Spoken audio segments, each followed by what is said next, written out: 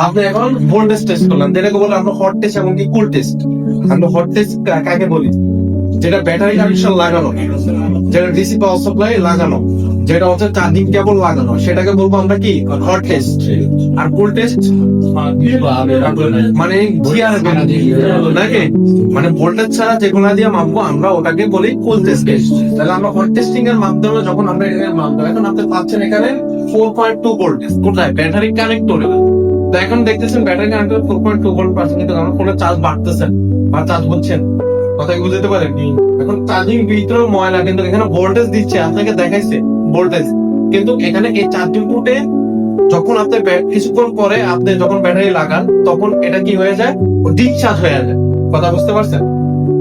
এখান থেকে ভোল্টেজটা কি হয়ে যায়? ডিসচার্জ হয়ে যায়। তখন এটা ভোল্টেজটা এটা কি হয় না প্রপারলি, মানে আমাদের চার্জটা বাড়ে না। তো বেশিরভাগ আমাদের কি হয়ে থাকে, বাটন ফোনের ক্ষেত্রে বেশিরভাগ এই যে আমাদের যে সমস্যাটা বেশি হয়, এই আমাদের চার্জিং পোর্ট থেকে। কথা বুঝতে পারছেন? চার্জিং পোর্ট থেকে যদি করার পরেও যদি হয়, পরবর্তী স্টেপ হচ্ছে আপনার সাপ্লাই গুলা চেক দেওয়া। যেমন সাপ্লাই হচ্ছে কোনটা, যেমন আমাদের ভিভাস 5.2 ভোল্টেজ। যখন আমরা এখানে টেস্টিং করব, এখন ভিভাস 5.2 ভোল্টেজ আমরা কিভাবে চেক করব? কথা কি বুঝতে পারেন? এখন আমরা যদি যাই, আমরা এই ফোনটাকে এখানে কানেক্ট করব, ঠিক আছে? এখানে কি, এখানে এই টাইপ বি কোডটাকে আমরা এখানে কেবলটাকে লাগাই দিলাম, ঠিক আছে? কেবলটাকে লাগানোর পর এখন আমরা ডিসি মোডে সেট করব। ডিসি হচ্ছে আমাদের যেমন 20 মোড। আমরা যদি যাই 20 মোডে চলে গেলাম, 20 মোডে চলে যাওয়ার পর এখানে আমরা দেখবো যে আমাদের এখানে ভোল্টেজ কত পাচ্ছে, ঠিক আছে?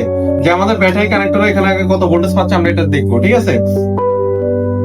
এখানে দেখতে পাচ্ছেন আমরা এখানে কোন রকমের কি পাচ্ছি না, ভোল্টেজ পাচ্ছি। তার মানে এখানে আমি যেহেতু কোন রকম ভোল্টেজ পাইতেছি না, তার মানে এখানে আমাদের চার্জিং পোর্টের অবস্থা আমরা একটু দেখবো ক্লিয়ারলি, ঠিক আছে? আমরা চার্জিং পোর্টের ভিতরে একটু ক্লিয়ারলি দেখবো যে আমাদের চার্জিং পোর্টে কোনো প্রবলেম আছে কিনা। এখন ভিতরে দিয়ে কি দেখা যাচ্ছে? ময়লা দেখা যাচ্ছে। কথা কি বুঝতে পারছেন?